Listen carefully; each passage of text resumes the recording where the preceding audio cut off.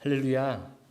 오늘도 이렇게 아버지 집에 찾아오시고 또 각 처소에서 온라인으로 예배드리고 계신 성도님들 하나님의 크신 은혜와 축복이 있길 소망합니다. 저희 집은요 보통 한 9시 반쯤 되면 아이들과 함께 침대에 올라가서 동화책을 읽습니다. 큰아이 거 1권, 작은아이 거 2권 이렇게 총 3권을 읽는데요. 자기 직전에 좀 의식 같은 겁니다. 그래서 책 읽자 그러면 아이들이 알아서 책꽂이에 가서 책을 골라서 저에게 옵니다. 큰아이가 이미 초등학교 2학년이라 책을 읽고 자기 혼자 책을 읽는데도 불구하고 책을 가져와서 아빠한테 읽어달라고 합니다. 그러면 제가 읽곤 하거든요. 그럼 동화책을 거의 매일 빠짐없이 제가 읽었습니다.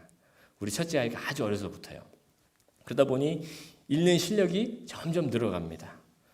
어떤 때는 할아버지 역할로 아이고 힘들어라 아이고 이렇게 얘기하거나 하면요.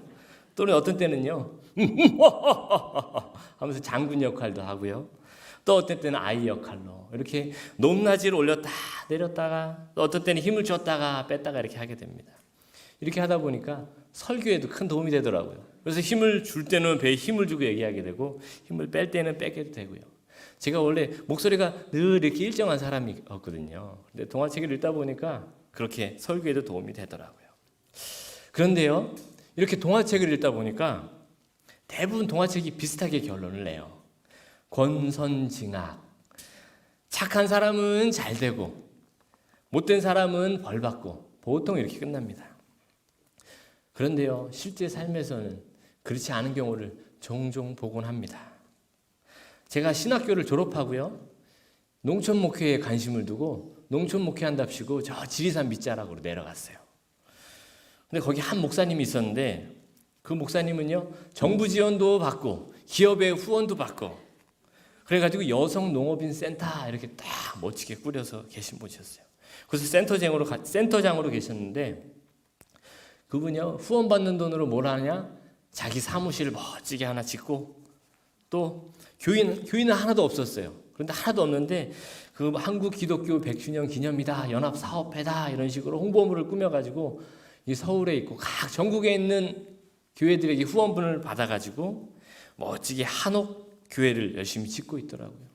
자기 집에는 밥하고 청소한 아주머니를 두고 다 후원받은 돈으로 해요. 그러면서 농업인들을 위한 센터인데 정작 농업인들을 위해서는 도움을 주는 게 없고 자기 이득만 취하고 있더라고요. 그런 분이 있었는데 그분이 정치력도 좋고 또 그 자기 문중도 좋고 이러니까 시청에서 위촉장 또 표창장 이런 거 받고요. 부산에 있는 한 신학교의 총장 후보로 추대되는 거예요. 제가 그런 모습을 보면서 하나님은 어떻게 저런 분을 그냥 두시나 그런 생각을 가졌거든요. 정말 이해가 되지 않았어요. 그런데 살다 보니 이런 경우를 종종 보게 되더라고요. 또 한편은요. 또 제가 명성제일교회 바로 오기 직전이었습니다. 그 교회에 이렇게 있는데 제가 우연한 기회에 드럼을 배우게 됐어요. 드럼을 배우는데 드럼을 가르쳐주던 그 선생님이 저희 교회 바로 옆에 있던 개척교회 그 20살 난 아들이었거든요. 그래서 저를 가르쳐주다가 자기 교회로 초대를 하는 거예요. 그래서 저도 개척교회 한번 보고 어떤가 한번 보고 싶어서 딱 갔는데 문을 열고 딱 들어갔습니다. 문을 열고 딱 들어갔는데 그 꼬린내가 확 밀려오는 거예요. 그 남자들만 나는 그 호라비 냄새 아세요? 남자들만 사는 방 이렇게 들어가면 호라비 냄새. 그 호라비 냄새가 훅 나는 거예요. 그래서 이게 무슨 냄새인가 하고 들어가서는 이 아이하고 얘기를 하는데 그 아이가 얘기를 하는 거예요. 자기 아버지는 개척교회 몇십 년 동안 지금 혼자 이렇게 목회 일념하고 계시고 어머니가 계셨는데 어머니는 늘 고생만 하셨는데 한 6개월 전쯤에 암으로 돌아가셨다는 거예요. 그러니까 집안 꼴이 그렇게 되는 거죠. 어머니가 계시다가 안 계시니까 거기서 호라비 냄새가 이렇게 나고 힘든 거예요. 그런데 그 아이가 그러는 거예요. 목사님, 도대체 왜 우리 엄마가 아버지보다 고생은 더 했는데 왜 고생만 하다 돌아가는 거예요? 하나님이 연단하시고 후에 정금과 같이 나오게 한다는데 왜 우리 엄마는 연단만 하다가 돌아가시는 거예요? 하면서 막 얘기를 저한테 털어놓는데 너무 가슴이 아프더라고요. 이렇게요. 왜 하나님은 악한 사람이 형통하게 놔둘 때가 있고요. 또 의로운 사람이 하나님의 영광을 위해 달려간 사람이 고난받게 하실 그런 때가 있을까요? 제 짧은 머리로 이해할 수가 없고요. 그 아이에게 해줄 말이 없더라고요. 오늘 본문에서 욥도 마찬가지였습니다. 본인이 받는 고난이 이해가 가지 않는 거예요. 욥은 고난 속에서 어떤 생각을 했을까요? 어떤 태도를 취했을지 한번 오늘 본문을 통해서 찾아가 보도록 하겠습니다. 오늘 본문을 보려면 욥기의 구성을 조금 알아야 되는데요. 욥기는 크게 네 부분으로 나눌 수 있습니다. 첫 번째 1에서 3장까지는요. 욥의 고난이 시작돼요. 당시에 의롭고 정말 대단한 사람이었던 존경받고 신앙도 훌륭했던 욥이 모든 소유를 잃고 자식도 잃고 정말 괴로운 병에 들자 아내까지 떠나버리는 그런 일들이 1에서 3장까지 나타나고요. 두 번째 4장에서 31장까지 욥에서 친했던 친구 3명이 찾아옵니다. 엘리바스, 빌닷, 소발이라는 세 친구가 찾아오는데 이 친구와 욥이 논쟁하는 일이 벌어져요. 그리고 32장에서 37장까지 또 새로운 친구 엘리후라는 친구가 찾아와서 욥에게 또 설교합니다. 그리고 마지막으로 이 모든 친구들의 말이 끝나자 하나님이 나타나셔서 하나님 말씀하시고 그 하나님 말씀에 욥의 반응이 나타나게 됩니다. 오늘 본문은요, 이 세 친구와 욥이 변론을 벌였던 부분 중에 한 부분입니다. 이 세 친구가 욥에게 찾아왔어요. 고난받고 있는 친구에게 위로한답시고 찾아왔는데 이 친구들의 얘기가요 어떠냐면요, 마치 제가 저희 아이들 동화책을 읽었던 그런 얘기를 해요. 잘하면 좋은 일이 찾아오고 나쁜 일을 했기 때문에 악한 게 찾아온 것이다. 벌을 받는 것이다. 이런 얘기를 하는 거예요. 권선징악을 얘기합니다. 그러면서 이래요. 어떻게 하나님이 정의롭지 않은데 공의롭지 않겠냐는 거예요. 그렇지 않은데 어떻게 네가 잘못한 게 있는데 지금 벌 받는 게 아니겠냐라는 말 하는 거예요. 처음에는 좀 좋은 말로 해요. 다독거리면서 욥아 하나님한테 회개해라. 네가 괜히 지금 벌 받겠냐? 분명 잘못한 게 있어서 그렇지 하나님이 괜히 너에게 이렇게 아프게 하실 리가 없어 라고 얘기하는 거예요. 근데 이 말을 듣자 욥이요 그냥 그래 내가 하나님께 다시 마음을 돌이켜야지 했으면 되는데 욥도 가만히 있지 않습니다. 뭐라고? 아니 난 그렇지 않아. 난 정말 잘못한 게 없어. 나 너무 억울하다고. 이렇게 얘기하자 2차 변론이 시작돼요. 두 번째로 세 친구들이 이제 좀 더 세게 얘기하는 거예요. 야, 너 하나님 앞에 정말 부끄럽지 않냐? 어떻게 그런 말을 하냐? 콩 심은 데 콩나고 팥 심은 데 팥나지. 너 자신을 좀 봐. 이런 얘기를 해요. 왕골이 진펄이 아닌 데서 크게 자라냐? 갈대가 물 없는 데 크게 자라냐? 야, 괜히 그럴 리가 있냐 하면서 좀 더 세게 얘기하는 거예요. 그러니까 욥은 더 세게 변론합니다. 난 절대 그런 일이 없다. 하나님도 아신다. 절대 그런 일이 없다. 이런 일들을 막 얘기하는 거예요. 그리고 나선 세 번째 이제 논쟁이 시작되는데 오늘 본문 직전 22장인데요. 그냥 들으면요. 너무 은혜로운 설교예요. 어떤 얘기를 하냐? 엘리바스가 이렇게 설교를 합니다. 하나님과 화목해라. 그래야 복이 임한다. 하나님의 말씀을 내 마음에 둬라. 불의를 멀리해라. 너무 은혜로운 말씀이거든요. 다 맞는 말이에요. 다 옳은 말입니다. 그런데요. 아무리 옳은 말도요. 상황에 따라서는 옳은 말이 아닐 수가 있는 것입니다. 어떻게 알 수 있느냐? 맨 마지막 장에 하나님이요. 이 세 친구를 탓하세요. 너희들이 말한 것이 욥이 말한 것보다 옳지 못하다. 너희는 우매하다. 욥에게 가서 사과해라. 그렇게 얘기를 해요. 제가 작년에요. 명성제일교회 오기 직전에 11월 달의 일입니다. 저희 큰 집에요. 형수님의 장례를 치렀습니다. 저희 형수님이 하나님께 이렇게 불려가시고 저희 아버지가 오셔서 가족끼리 조용히 장례를 치르자 그러시면서 제가 장례를 집례하면 좋겠다라고 얘기하시는 거예요. 근데 그렇게 얘기하시는데 저도 한참 고민을 하다가 아버지 그래도 이렇게 교회에서 집례해서 성도들이 찾아와서 찬양도 하고 또 이렇게 함께 해줄 때 또 우리 형님이 위로가 되지 않겠냐고 이렇게 제가 말씀을 드렸더니 아버지께서 좀 생각을 하시더니 그래 그럼 그렇게 하자 그러시더니 저희 아버지가 다니시고 또 저희 형님이 다니시던 같은 교회였거든요. 꽤 큰 교회였습니다. 그 큰 교회에서 이제 부목사님을 데려와서 이제 목사님 모시고 이제 장례 집례를 부탁드렸습니다. 그런데요, 그분이 입관 예배 때였어요. 입관 예배 때 이렇게 입관 예배는 어떤 때입니까? 이제 가족들이 마지막으로 가족들과 이제 헤어지고 얼굴 보고 마지막 인사하고 이제 위로해 줘야 되는 시간이잖아요. 그런데 마지막으로 이제 아내 입관을 마치고 돌아온 형님한테 그 목사님이 마지막 설교쯤에 그러는 거예요. 그 집사, 교회를 잘 나와야지. 교회 빠지고 그러면 안 돼. 그러면 하늘에서 아내가 힘들어. 아내가 어렵다니까. 교회 잘 나와야 돼. 그게 최고야. 그래야 또 잘 믿는 좋은 아내를 또 만나지. 좋은 사람 만나지. 이런 얘기를 하는 거예요.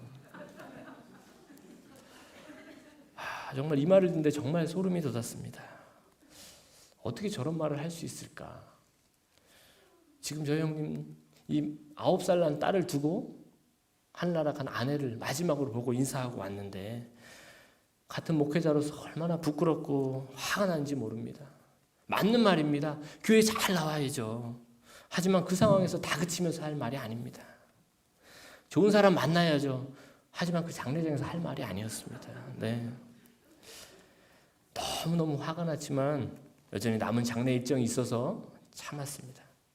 그리고요, 그 이후로 저는 장례 집례할 때마다 더욱더 신경을 씁니다. 더욱더 섬세하고 더욱더 소중하게 조심스럽게 유족들의 마음을 살피게 되었습니다. 욥의 친구들이요, 아무리 옳은 말이지만 상황에 따라서 옳은 말, 옳지 못한 말이 될 수 있는 것입니다. 우리가 잘 아는 말씀 욥기 8장 7절이 있는데요. 제가 읽어드릴게요. 내 시작은 미약하였으나 내 나중은 심히 창대하리라. 우리 많이 굳었잖아요. 그죠? 아멘이죠. 참 얼마나 멋진 말입니까? 교인들 가게에 가면 종종 성구액자로 걸려있는 걸 보는데요. 이 말은요, 욥의 세 친구 중에서 빌닷이라는 친구가 한 말이에요. 빌닷이요, 욥한테 야, 너 잘못했으니까 어서 회개해라. 그러면 지금은 힘들지만 나중은 힘이 잘 될 거야 라고 얘기한 거예요. 참으로 맞는데요, 맞는 말인데 하나님이 뭐라고 그러셨냐? 옳지 못한 말이라고 그러셨어요. 네 세 친구들이 한 말 옳지 못한 말이라고. 왜요? 옳은 말이지만 상황에 따라서 옳지 못한 말이 되는 거거든요. 우리는 성경 구절도 잘 써야 하는 것입니다. 말 자체는 은혜로운 말이지만 어떠한 배경에서 어떠한 상황에서 썼는지도 알아야 하는 것입니다. 어찌됐든 이 욥이 이 친구들의 말을 듣고는요, 그 전까지는 계속 논박을 했는데 이제는 다른 태도를 취합니다. 그 전까지는요, 친구들의 말이 일일이 반박을 했어요. 난 절대 그렇지 않다. 나는 잘못한 게 없다. 하나님이 하신다. 이렇게 얘기하다가 이제 태도를 바꾸는데요, 이제 욥이 어디를 바라보냐? 친구들에게 향했던 그 시선이 하나님께로 향하게 됩니다. 욥은 이제 반박하지 않고요, 하나님을 찾습니다. 3절 4절입니다. 내가 어찌하면 하나님을 발견하고 그의 처소에 나아가랴. 어찌하면 그 앞에 내가 호소하며, 이렇게 얘기해요. 이 말은요, 하나님 도대체 어디 계십니까? 제 마음 아시지요? 하나님께 이 억울함을 토로하고 싶어요. 하나님 도대체 어디 계십니까? 이렇게 얘기하는 거예요. 또 5절입니다. 내가 대답하시는 말씀을 내가 알며, 내게 대답하시는 말씀을 내가 알며, 내게 이르신 것을 내가 깨달으리라.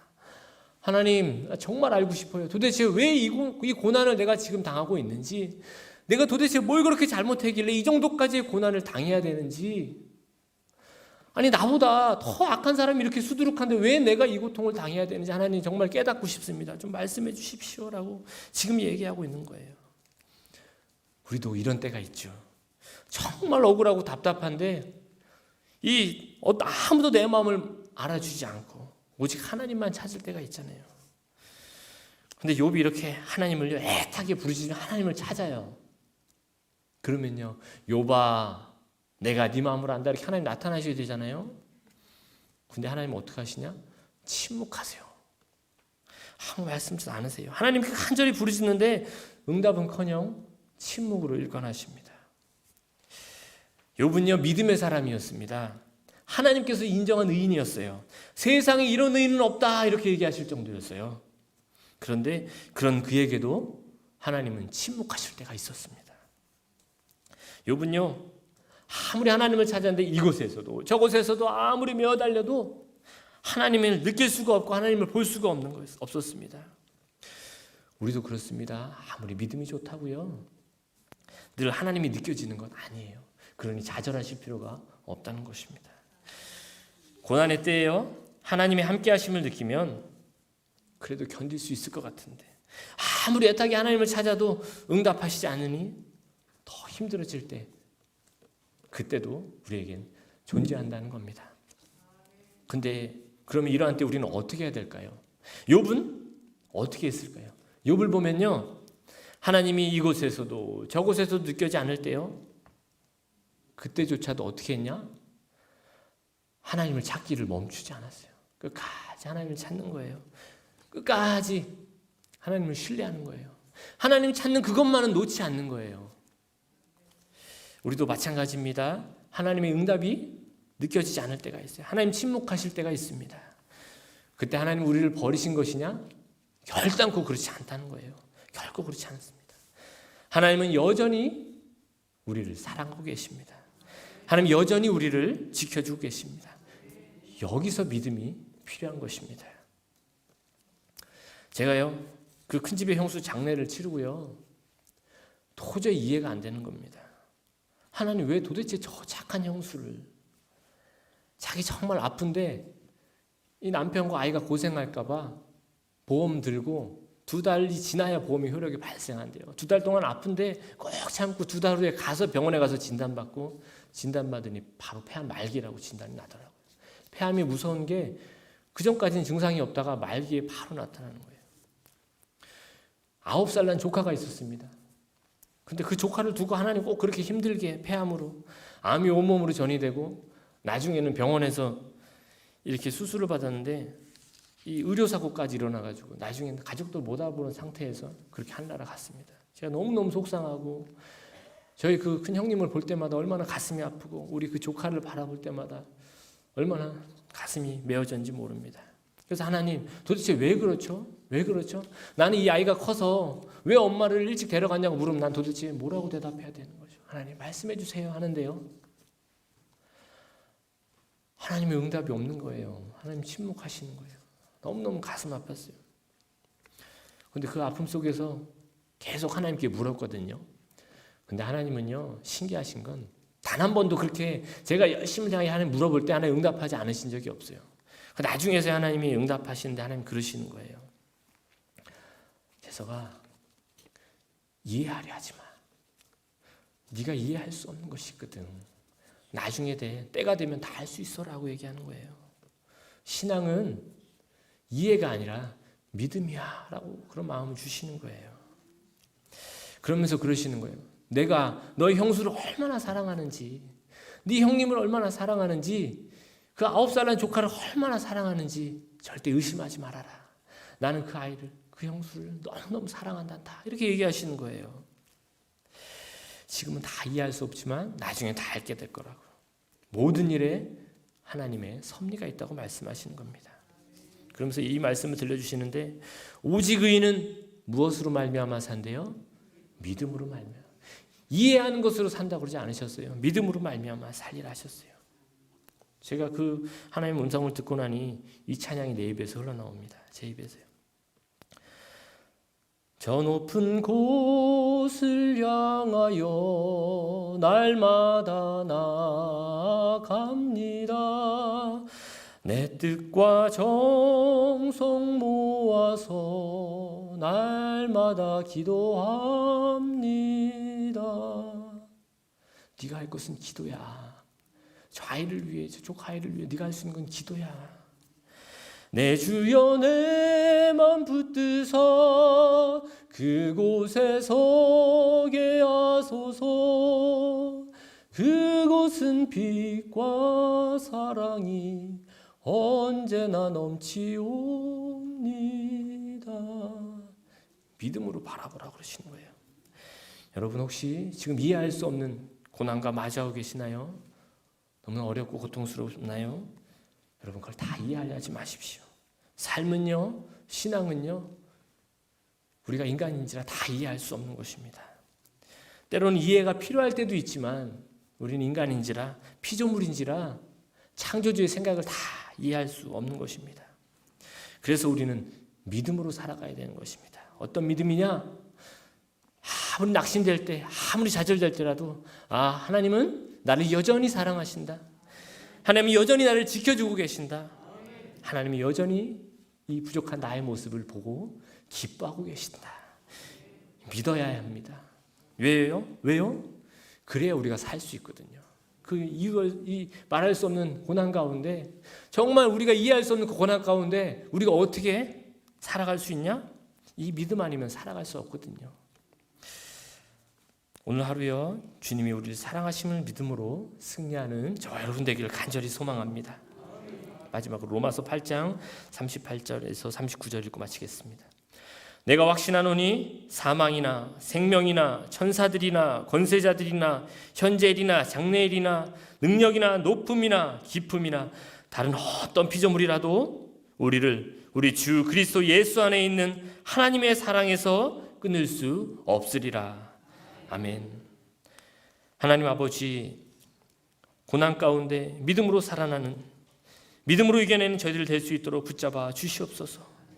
서로 하나님의 침묵이 느껴질지라도 하나님의 침묵이 우리를 내버려 두심이 아님을 기억하게 할 수 있도록 도와주시고, 하나님이 침묵하실 때조차 우리를 여전히 사랑하고 계심을 잊지 않고 믿음으로 바라볼 수 있도록 붙잡아 주시옵소서. 끝까지 하나님 찾기를 멈추지 않는 저희가 되게 하여 주시옵소서. 감사드리며 예수 그리스도의 이름으로 기도드립니다. 아멘.